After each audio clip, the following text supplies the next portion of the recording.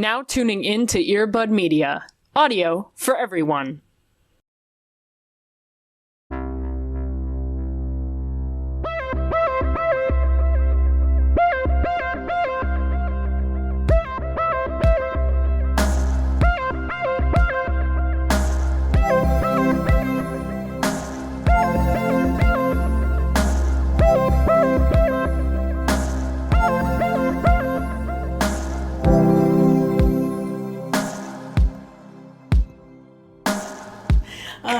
Hello? Welcome. Hey. Welcome to the Twilight. We're here. I mean, yeah, here's a generous word, but... Yeah. Heavy quotation marks around here. Here with a couple of asterisks. We have some footnotes this week, but we are here. Yeah, we had to have some fun, plot development. These times weren't unprecedented enough. They were too precedented, so they were like, what if we have some fun? Yeah, the producer that we have for this show we had to provide a couple of more requirements to get into the studio this week. And they were already kind of tired with having to, separate the colors of our M&Ms. Yeah, our writers were getting pretty extensive. Separate the bubbles of our sparkling water. And it's they were at what point, why, I just want 1 cup of fizz and 1 cup of water. I don't understand what's so hard to about understand. Jesus. We want our heating pads to be fully warm, but just turned off when we arrive. Right. So we're not burned. Yeah. I don't see the problem here. Why are you saying that we're demanding? I don't understand. What is difficult about this? Yeah, a writer's threatened to strike, so I think they're just having one last fun. Fuck. That's how we know. We've been making this joke since we started this show, almost 6 years ago. But, that's how you know we're really back, is when the writers are about to go on strike with everything. Nature is healing, where we got replicated a recession, we're writer strike, we're recreating 2008, so exponentially. All of my shows are gonna stop. I'm never gonna be able to afford a house. Who's gonna be able to separate the colors of my fucking M&Ms? I don't understand. If I just need one simple thing, okay. Yeah. Anyways, welcome into Twilight. This is not a show about the writer's strike of 2007, but I swear to God, it could be, though. It could be. We're getting close. It might be, though. Yeah. Asking you this over the last 6 years has gotten harder and harder, but this week it feels like a joke. How are you? Great question.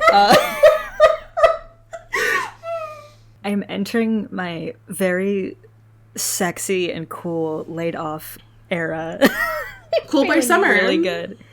Yeah, hot girl summer is here. It's just island vibes. Live, laugh, loving.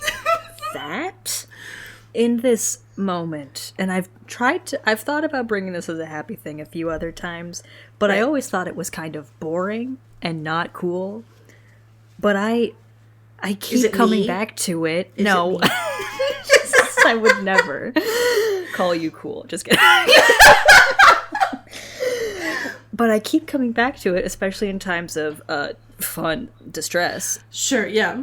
And that's Tetris. Oh, fuck yes, dude. Okay, let's go. I love Tetris, man. Everyone has their lore with Tetris. Yeah. I played it a lot as a child. And also, I was very into the mobile game version of Tetris, which was rudely discontinued and stopped updating in 2018, and I've kind of been lost ever since. Right. Yeah. Because there have been other copycat apps and stuff, but they suck, and they didn't give me what I needed as I was perusing through my Switch. Right. And I kept being there's this one free piece of software that's pre-downloaded onto every Switch, and that is Tetris 99. And I was like, you know what, let's go for it, let's figure it out. It's no thoughts. My brain is completely empty. I'm just stacking bricks. And against 98 other people and trying to be the best one at stacking the bricks. But getting back into your hunter-gatherer roots of stacking bricks. Right. Yes, absolutely.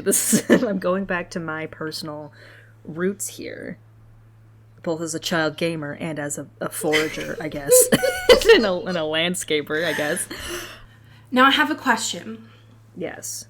One of the reasons that I have avoided Tetris in the past, or most games, I like to stay on level 1 because that's safe.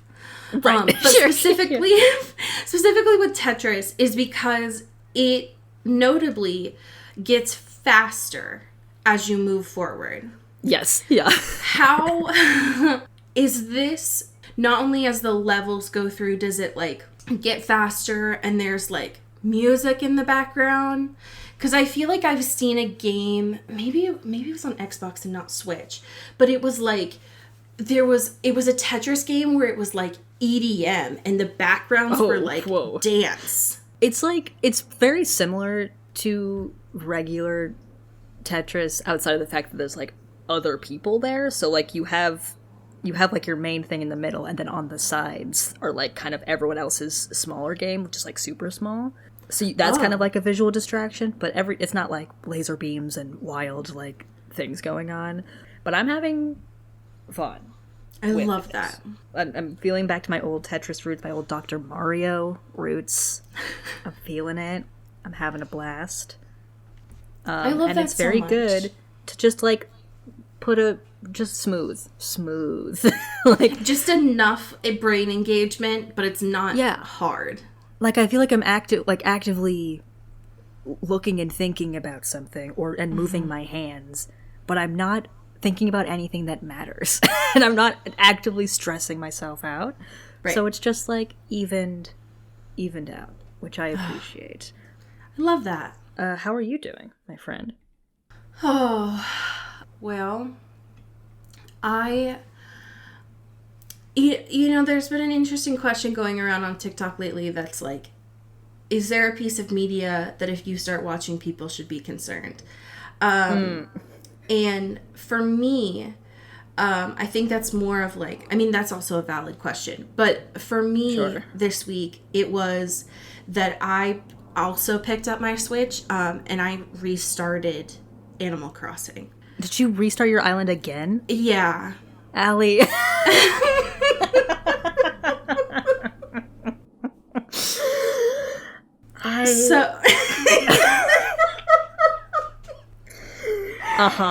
Yeah. So that's a cry for help. Yeah. Yeah. So that's kind of how my week's been going. But I'm not bringing my Switch, otherwise this would be a very gamer heavy happy thing. And everyone knows, but Animal Crossing. So yesterday I was pretty laid out, and I needed something to also engage my mind while I was remembering how to play Animal Crossing. And like fish. So I turned on a documentary called, and this is my happy thing, it was on Disney Plus. It's called The Rescue. Okay. So have you heard of this? No, I have not. So this is it's a happy thing. I want to preface for my anxious people like myself, this does end in a happy way. Just so you know. Okay. Good to know. But I will say this was a very like engaging documentary, and it was incredibly stressful for me to watch. But that was fine because I needed something to distract myself while I was dying on the couch.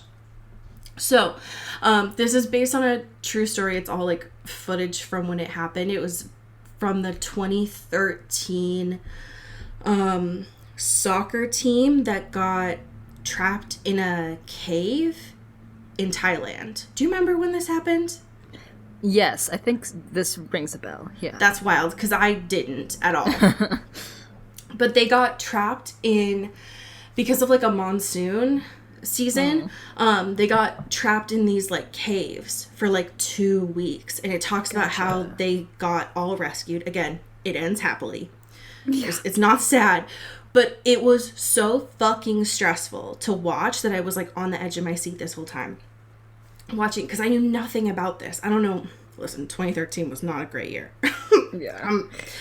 But the only thing I could describe while watching it, and I was like trying to pay attention to Animal Crossing, but I was like watching this whole time, was a documentary that I had seen like 2 years ago called Touching the Void. And it was a similar story where it was these two mountain climbers that got stuck in the Andes. And I was so fucking stressed the whole time. I was like, what is happening? Because the only thing I could describe it to was like 127 hours, but I've never seen that. It's just like from cultural osmosis. Yeah. And this documentary, The Rescue, deals a lot with diving underwater and like people who do that recreationally, so like with oxygen and stuff like that, which is so terrifying. It's so scary. Anyways, would highly recommend watching it because it's like, I don't know, 90 minutes or something. And I knew nothing about it, and it ends happily, but the way that they got to it was so wild. Yeah. Damn. And same with Touching the Void, too. That one was less of a happy ending, but still, like, holy shit. So, if you want something in the background while you're watching, or while you're playing Tetris, holy shit. That sounds like a winning combo to me. It was just, like, there was so much that I didn't know, and wild. There's a lot of documentaries I watch that don't have happy endings, so it was nice to have one that did. Yeah, totally. And it's not like a spoiler, because it's literally just like history. So yeah, you know. Amazing. But it was a happy thing for sure. Love that. We have some weird current events this week.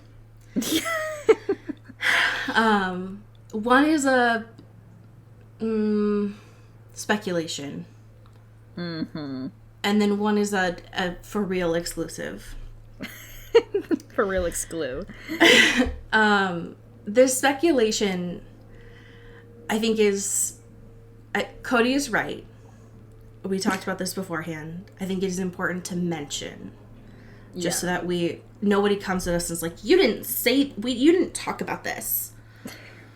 But I'm not getting excited. I'm not getting my hopes up. Right. I will say that. Because we don't know now. Yes. Could you tell us about this sneak peek potential information about our lovely Robert Pattinson? Yes. Pew, pew, pew, pew. We got some Robert Pattinson alleged movie news. In which our boy is quote unquote in talks to be Dracula in Chloe Zhao's version of Dracula, which hello, love to hear this. Correct. I'm seated, right?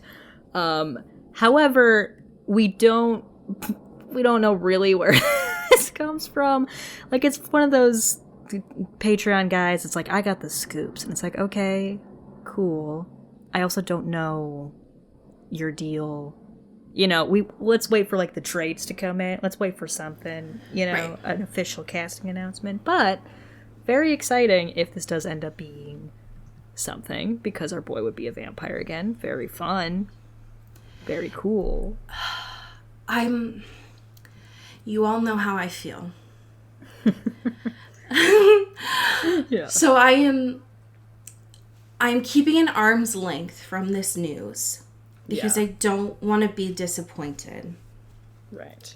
And because Robert has a lot going on right now with film. Right, he's booked and busy.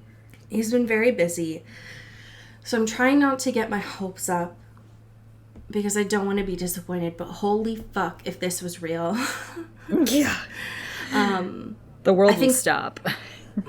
I think it would allow him to take his weird energy that I appreciate about him in an area that we know he works well in, of the supernatural. And I would want to see it. I'm just trying not to speculate too much, because I know myself. I will think about it and get excited. And I try not to do that when it comes to Dracula. Yeah. So if we can get actual news, then I will be very excited. But until then, I will hold. I will pause. Yeah. Just a flag, you know? TBD. Yeah. Could be the truth, but we do have some exclusive though from the Hollywood Reporter. Could you talk about, because I know you broke this. Yeah, me personally. This news. You were the one who broke this news to me when I saw it on Twitter this week. Yeah. Could you share it with the class? At this point, if you listen to this podcast, you know this news.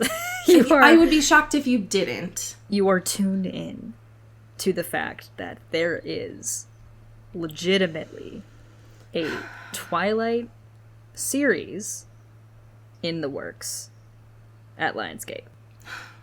Which... Hello?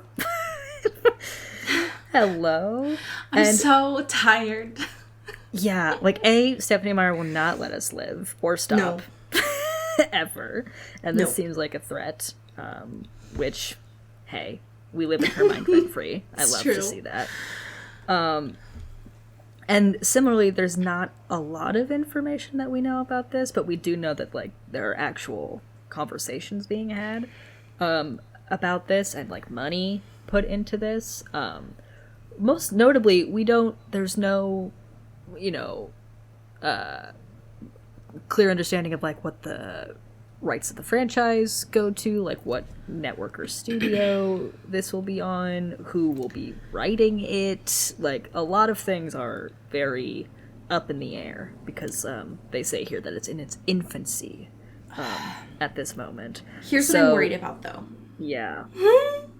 So Wick Godfrey, who was a Lionsgate, he was involved with Lionsgate anyways. Yeah. But he was also like a producer of all of the Twilight movies. He's attached to this now, this television series, as an executive producer. This, from the Hollywood Reporter, this exclusive also says that they're expecting Stephanie to be involved, but they have no confirmation of this, which is interesting because we all know her. She would need that money. And there's also no comments from Lionsgate Television about this too. Right. Yeah.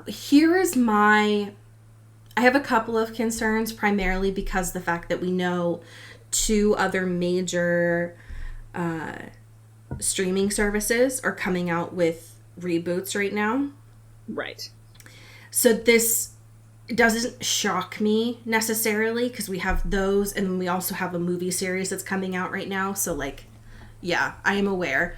I had a feeling. My concern, though, and I'm curious about your thoughts about this, is Lionsgate right now is attached to Peacock. That's where the Twilight films are. Right, that is true. So, do you think that the reason why Vampire Academy wasn't pushed to a second season was because of they knew they were going to do this and they didn't want competition in their streaming service? Right. That's a pretty compelling conspiracy theory, I gotta admit. Yeah, it does track.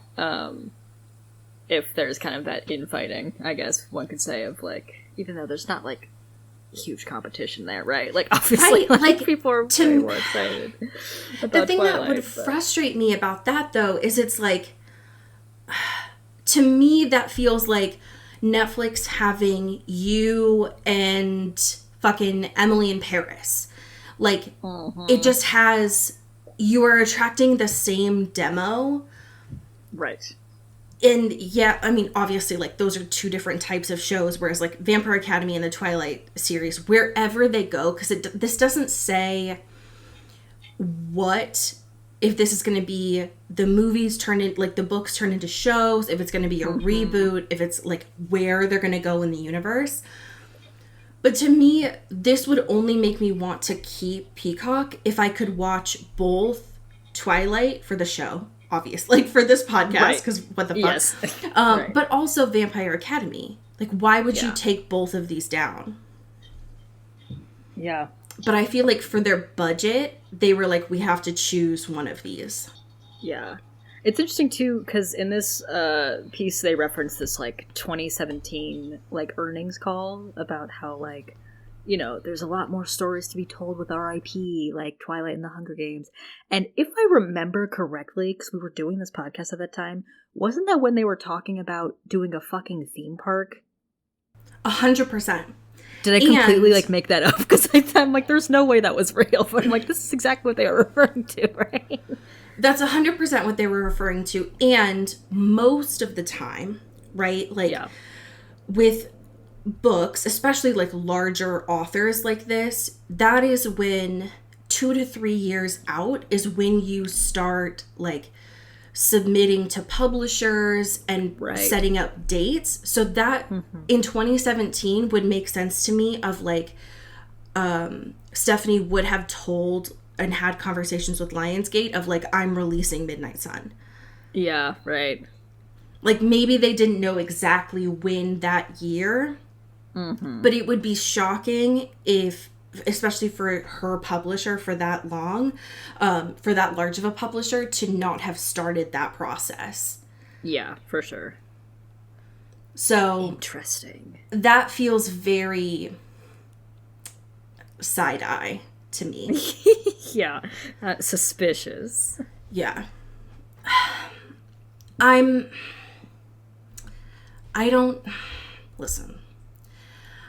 don't know how I feel about being pandered to with all of these adaptations. Yeah. Because in the one I didn't even think about right now is I completely forgot about Amazon Prime doing Lord of the Rings. So that's 3.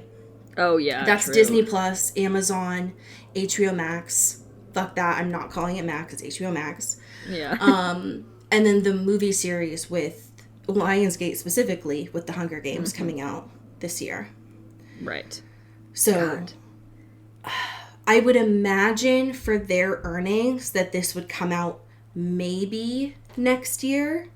But again, they haven't found writers. They haven't found talent. We have a writer's strike. Right.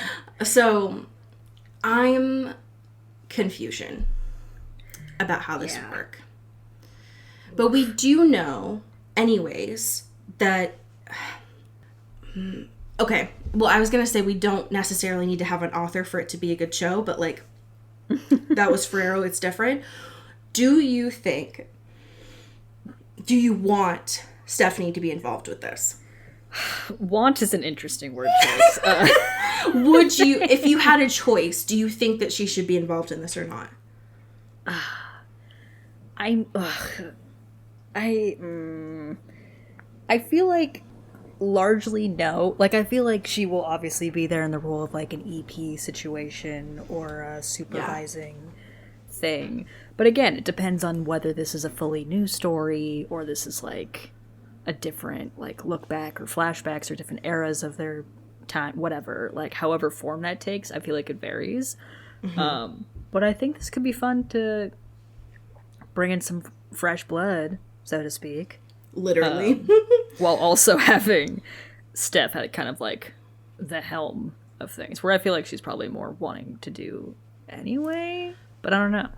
I feel like she's also really excited about writing for the host too, so I feel like she does want to like write for TV and stuff like that in addition to everything, but I don't know how much control I guess she would be willing to let go of, I guess. That's the thing. I don't know that she would be willing to let this happen without being like, I need to be involved. Yeah, like rock solid contract, you know? Yeah. I have so many questions, and that article from the Hollywood Reporter did not provide enough answers for my liking. But we will be keeping tabs on every way this breathes. Okay. Now getting back to my comfort of Vampire Academy now, because thinking about Twilight on Peacock and the idea of that being more explicit, like Vampire Academy, is stressing me out. Yeah. What I remember last week is there was Tatiana got well, she didn't get blown up, but she got a little bit during her funeral procession. The gargoyles got blown up, and Rose got broken out of jail. Yes. And her and Dimitri, like the end of Grease, drove out of the court in a flying car. That's what I remember. Mm-hmm. Yeah. No, I think that's the car. Yeah, all of that happened. If only the car flew, but it did not fly. That's what you missed on Glee. That's what you missed on Glee. And now it's road trip time. My favorite Two people who definitely love want each to other, be near each other, but also kind of don't like each other that much anymore. In a silent car. Silently stewing in a car together. Great.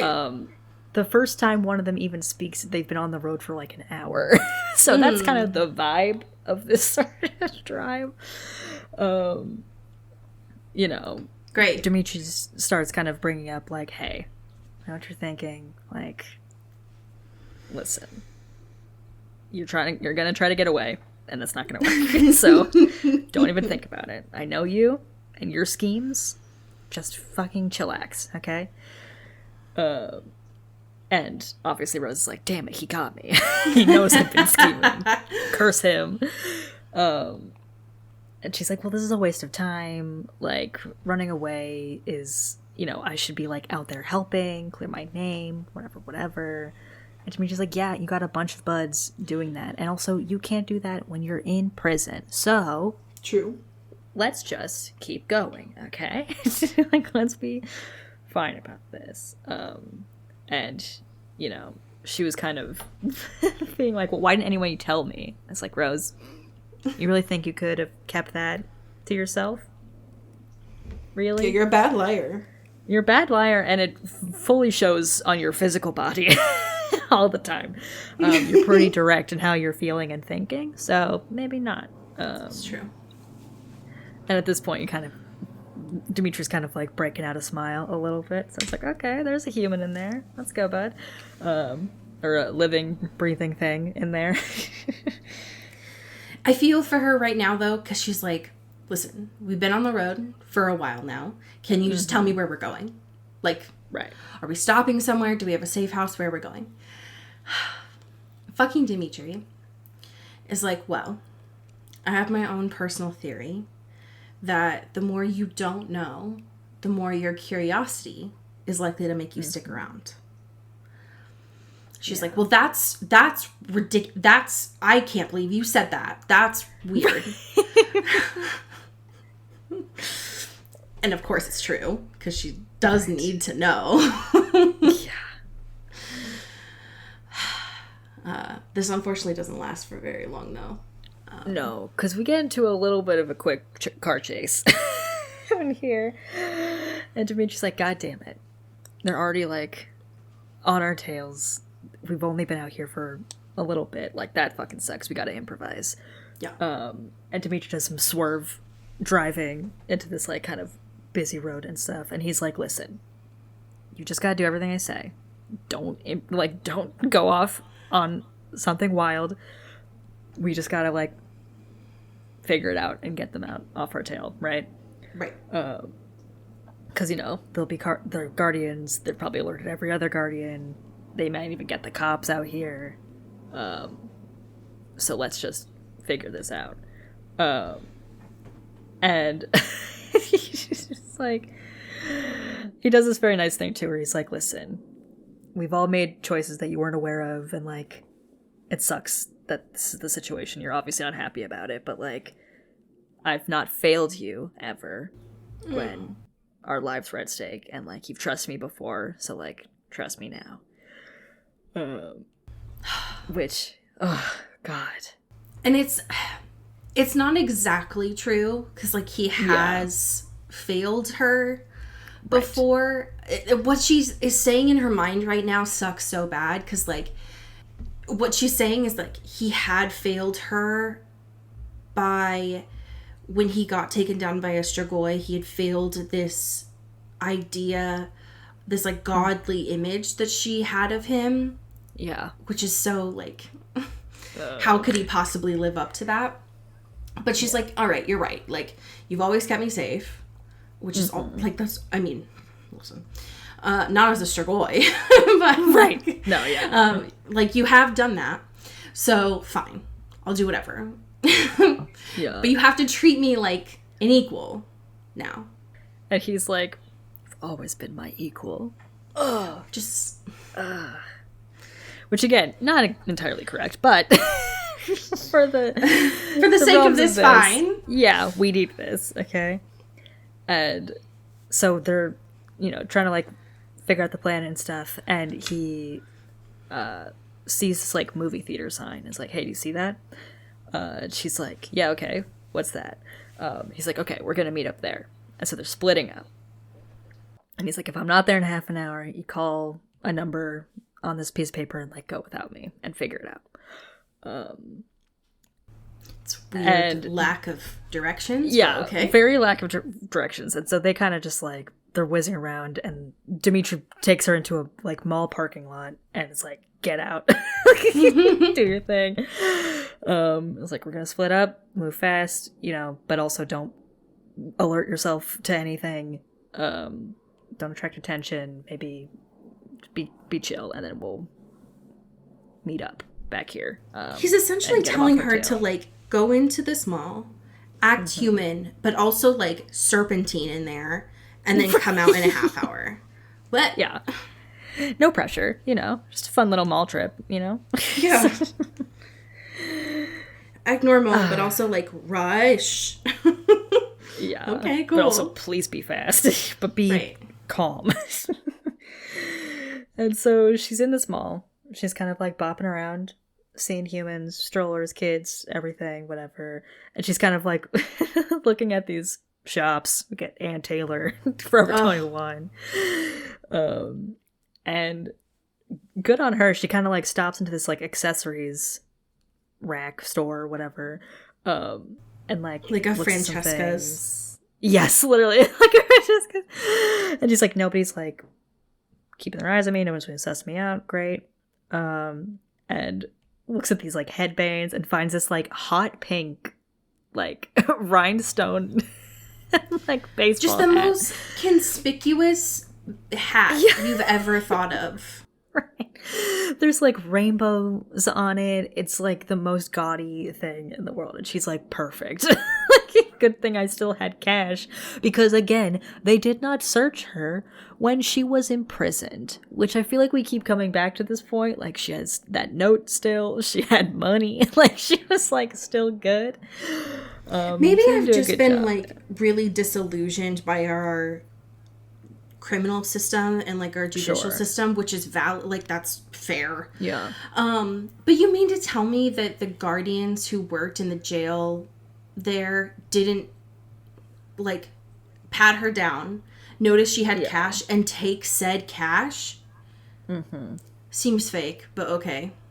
Knowing especially that like we know those guardians are the ones who aren't on like active duty. They've been like relegated down a level, so they aren't going to be like, oh cool, free cash. Right. Yeah. But sure, I'll play with this for your story, Ferrero. So now all the guardians in this mall can be like, oh yeah, it's the girl in the really conspicuous hat. Right.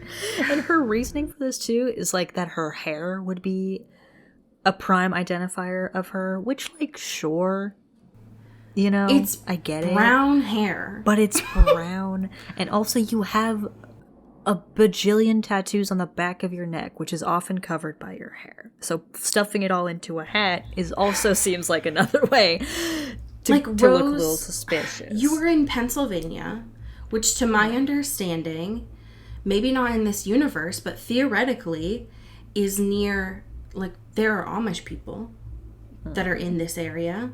Having dark hair that is hanging down to your mid-back is not suspicious in any way. Right.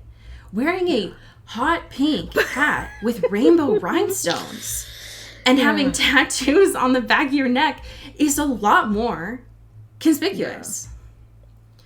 Whatever. It's fine. It's fine. I'll live in this world.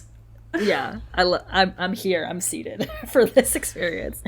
I'll live with her wearing this fucking Von Dutch hat because it's the world that was in this universe. Yeah.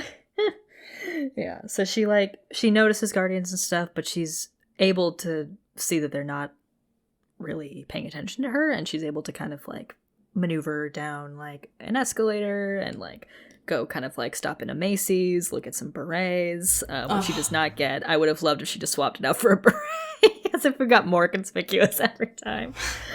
Or she just kept adding hats on top. Oh, that would be good. Yeah, just keep it going, you know? But she like kind of follows this like group of girls and stuff and is able to sort of exit inconspicuously as far as she can. Arguably the best choice she's made so far. Just follow a group of girls. Yeah, exactly. And everything so seems fine. Yeah, when she's great. Like in this did a heist. Group of girls, she's walking across this parking lot. She's like she's getting closer to the fucking theater. And it seems like it's been 10, 15 minutes or whatever. Yeah. But that would be too easy for Flora. Because now she's got to fucking kill a man in this parking lot. Right. It's like, oh, so I was being followed. Uh-oh. Right. JK. There's a dude here. And it obviously, like, kind of bursts into this, like, element of surprise, like, kind of, you know, throwing hands in this now kind of desolate parking lot where it's, like, dark and there's, like, these lamps that are kind of flickering on and off. It's kind of a very spooky vibe. Mm-hmm. And is trying to just, like, get her done. I think at one point, too, she, like, throws this dude against a nearby car, and it triggers the car alarm. And it's so loud, and it's like, girl, no. Just like, okay, I gotta, like, find some way out of this. And everybody knows, like, that's not gonna bring help to you. That's only gonna attract more of the guardians. Yeah. So she's like, I need to get out of here fast. Yeah. Oh, God. Thankfully, she does seem to knock him out. Yeah. But she gets a little spooked, because homie had a gun. Right, and it's like, stakes are one thing. I know how to work with that, but a gun versus me is a very different situation. Right. So that's a fun new element to these Guardian cops out in the real world. Yeah, she was like, oh, that, like, we're for real now. And that's scary. Yeah, not a fan of that. Uh-oh. Thank you, Ferrero, for making it known that, like, stakes? Cool. Yes, great. Mm-hmm. Guns? No. I agree, 100%. And she, like, makes it to this movie theater, and people are kind of, like, mulling in and out and stuff. And she's like, I don't know. Like, I don't have a watch. I don't know how long it's been, but Dimitri's not here. So, like, I don't know if I should call him, like, this number, or, like, leave, or, like, as if he got or if something's happened. I don't know. Yeah. And then he just, like, pulls up. It's like, hey, what's up, Rose? And thank God, because she's like, fuck, amazing. Let's get out of here. I love this so much because apparently he pulled up in a Honda Accord. Yeah, they were I think originally they were in a Honda too, and now they're in another Honda. And I love this so much because Hondas are, like, notoriously really easy to steal. Yeah. I and I know this because, like, when my first car was a fucking Honda, and, like, that's a common thing. But I love this because Rose gets, like, really upset. She's like, Dimitri, did you hotwire this car? Did you steal this car? Dimitri's like, is that what you're upset about? We're on the run and, like, potentially killing people, and you're mad at me for hotwiring a car, Rose? And, like, you were fine with us breaking you out of jail. Hell, he doesn't know this, but, like, you broke people out of jail, and now you're upset because you hotwired a car, ma'am? Right, come on now. There's a very cute moment in here too, where I guess she loses the hat in battle, which rip. Gone but not forgotten. That fucking cool hat. That cool fucking hat. And she's kind of like, so, got in a fight? He's like, yeah, I could tell. Like, your shirt's ripped a little bit. And she's like, well, do you want to know about how I did? Like, you don't want to know about the fight? And he's like, I know. Like, you took down the enemy. You did it. You did it well. You're fast. Here, so you're good. You made it. So, like, case closed.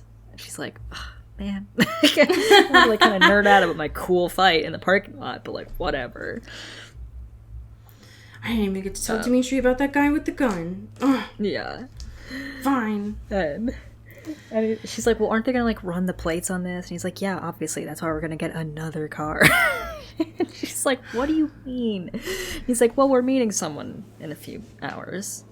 And she's like, can we stop? Nobody's can telling I me be let in on any anything. of this? Yeah, can I just be let in on one thing this whole time, please? God. And they go a couple more hours. Remembering, Yeah. friends, the court was, like, in the middle of nowhere in Pennsylvania. Now they're in Roanoke, Virginia. Mm-hmm. They finally turn off the interstate. And Dimitri pulls off into this, like, middle of nowhere, like, commerce road. And he drives up to a McDonald's. Fucking finally. Now we get to eat something. This is the, like, quintessential part of a road trip, right? Yeah. But no. Like, no. Yeah. This is not where we're getting food. He's like, no, like, this is where we gotta catch our next ride. Yeah. And it's like, God damn it, can I get one thing? And but we do. This fucking shocked the shit out of me. Look who it is, propped up against this another Honda, and being like, hey guys, it's me, Sydney. Pew, pew, pew, pew. And eating her favorite thing, which is more fries. This girl. Fries. Holding up a bag of Mickey D's, waiting for them to show up. I love her. Hero. She's an icon. I love Sydney so much. Yeah. God. This is my favorite thing, though. So, like, chapter 6 starts, right? Yeah. Oh, I love Sydney so much. And fucking Rose is like, all right, what the fuck? What? This is the third Honda. Are we being sponsored by Honda? What is that? What are we doing? What's going on? And nobody has any answers. Yeah.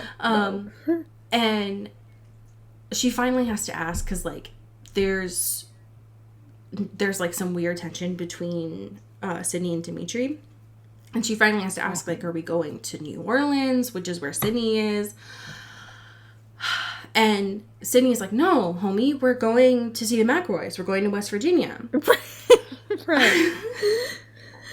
And this whole bit is so funny because Rose is like, when you said Virginia, I kind of thought you meant, like, Hawaii or somewhere, like, fun and cool and exciting.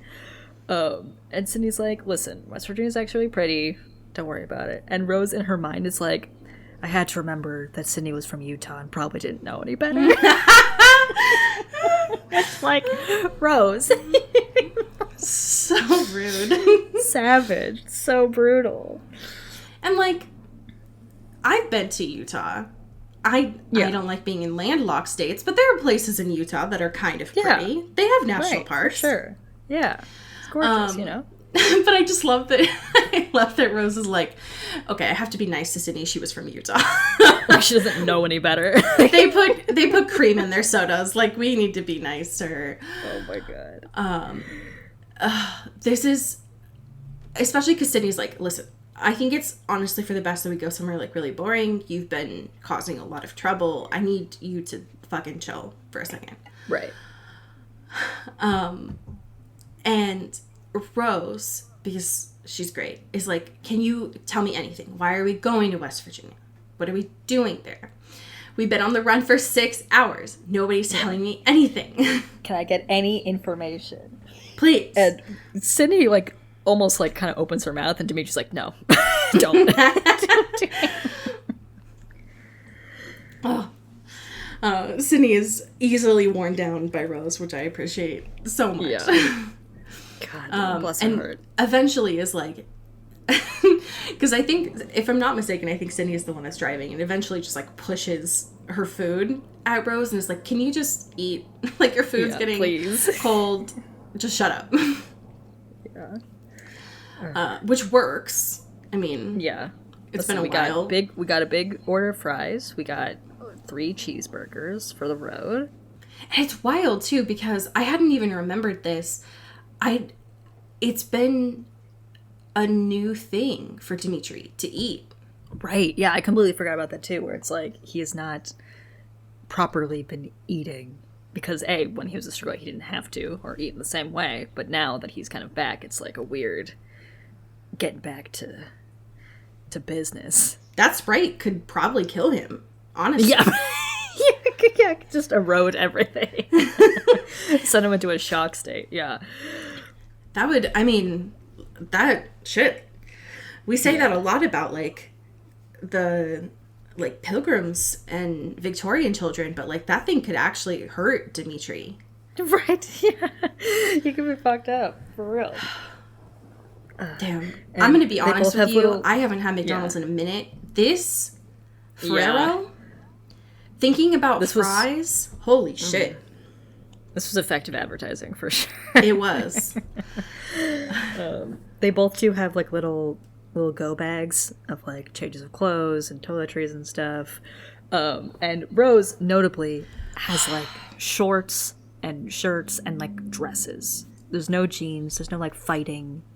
It reminds me a lot of the clothes that she got when she was with Dimitri in Russia. Yeah. She's like, which understandably would put her in a weird state. Yeah. Right. It's like, I know from experience. Like, that's fucked. And Sydney's like, listen, this is all like, I had to be quick. Fucking relax, okay? And Dimitri unpacks his bag. He has, like, similar basic clothing and stuff, with one notable exception. That he has a duster. They gave him a duster. It's like, how does it even fit in that bag? Yeah, Rose is like, what the you got him a duster and I can't get a pair of jeans? What the fuck is this? Sydney, on the other hand, unconcerned. She's like, Abe said it was essential. So, right. I don't understand what the problem is. And besides, if this goes to plan, you're not supposed to be doing any fighting. So, I don't know what the problem, I don't know why, what is this? What is your deal? Yeah. So Rose like, fuck it, whatever. I'm gonna check in on Lissa and just get out of this fucking car situation. I can't be here anymore. And back at court, it's just kind of like everyone's under lockdown. Everyone, especially close to Rose, is being like very much questioned, but they all have very strong alibis. So Lissa's kind of like feeding on the power of them all being like, can't really do shit and like don't really have any leads of anything.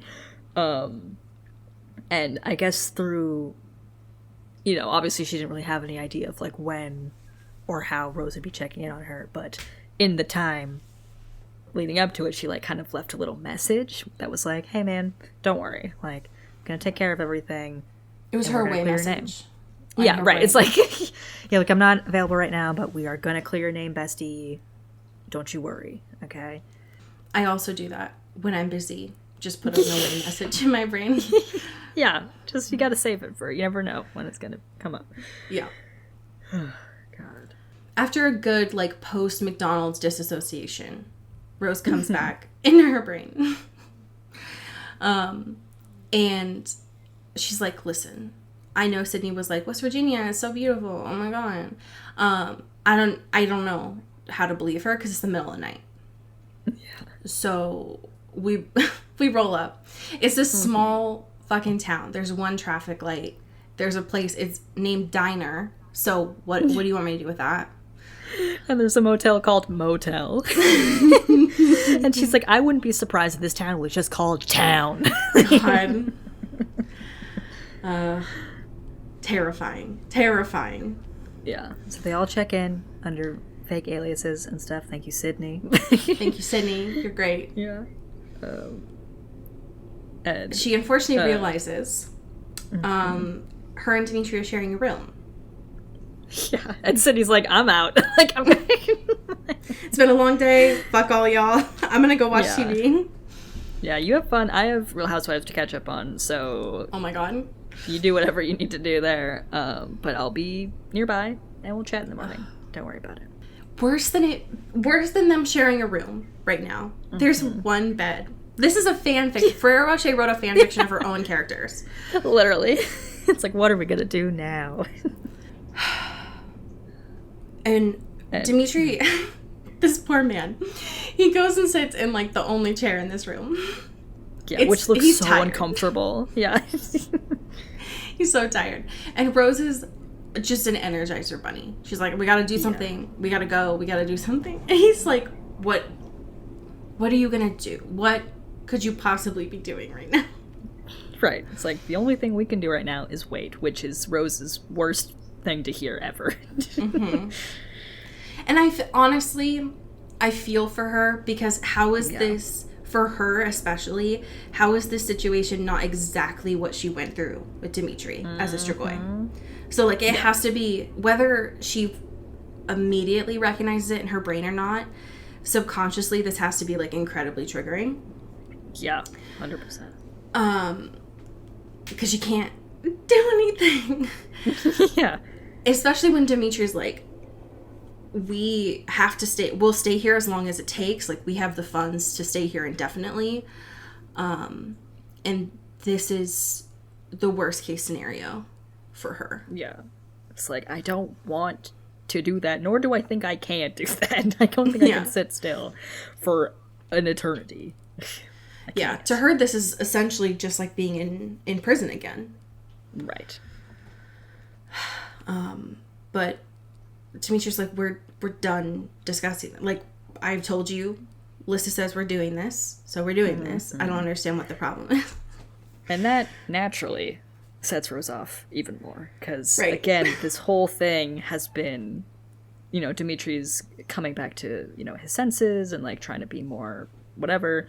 But all of it because he is indebted to Lissa for saving him. Which Rose, of course, finds that unfair because she was a very big part of that. But because, you know, Lissa did the final blow, so to speak, it's like a different pressure. And so she's like, fuck this. Fuck you. I'm sick of this shit. I can't do this. Yeah, so just try what she did back in Russia, which is just fight her way out of the room. Right. It's like, I've done it before. I've gotten out of highly guarded rooms before. Yeah, and this is just a plain motel. It can't be that hard. Right. I mean, it's worth a try. Yeah. You gotta get the energy out, you know? Right, exactly. And sometimes, you know, sometimes getting your zoomies out just means fighting Dimitri. Right. It doesn't really work. But she does try. A bit. Right. Initially, anyways. And then he does kind of, like, pin her down and is like, can you just be reasonable and stop fighting? It's like, this is not going to go anywhere. Like, just, you need to sit in silence for a little bit and just, like, breathe. And fighting me is, we all know each other's combat. We all know our things. Like, this is just going to be wasting energy for no reason. And then until she does the thing that he wasn't expecting at the time, which was kiss him. Yeah, the only way to catch him off his guard when he knows all of her moves is to do a move he would never anticipate, which is a big ol' smooch. God, which was just enough time. It was just enough time for him to freeze that she needed. Right. And also, too, in this, like, this would be a very, not fun, but, like, nice moment of being like, hey, this is the first time I've been able to, like, kiss him since he was very abusive and Ostrogoi and cold. Like, this is very different and, like, feels like how it used to feel. And also, he's kind of kissing me back. Okay, what's going on? But then has to kind of just throw that away, being like, all right, gotcha. Time to do my shit. And my distraction worked. Anyway, no feelings about that whatsoever. Yeah, she does the, like, there are 3 things that Stephanie does. Of, like, it was possible to catch him by surprise. He is just as good of a kisser as I recalled. And he was kissing me back. But can't think about that. Gotta sock him. Right. And then just punch him straight in the jaw. Do the thing that I loved so much, which was run out of the room, throw the cleaning cart down, and then tell the dude at the front desk that there's a guy chasing her. God, and then so just keep running. Yeah. It's such a baller move, or series of moves, I guess. Because she's like, yeah, I'm gonna cause some fucking mayhem right now. Fuck all of you. Like, I'm gonna do this my way. And just kind of, Poor like, Sydney. fucks off into the woods, yeah. And it's Sydney just finished unpacking. Yeah. Just settled down on her bed to her, like, downloaded episodes on her iPad, or, like, her iPod Touch. Mm-hmm. And then, here's this commotion and is like, God damn it. Yeah. I can't get a moment. I wanted one night of peace. Like, I hate it here. God, bless her heart. And Rose fucks off to the woods and is like, listen, he might be right behind me, but, I think it's going to be pretty easy for him to lose me.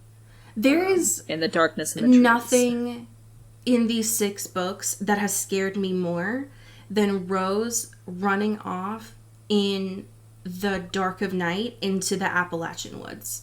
Yeah, literally, though.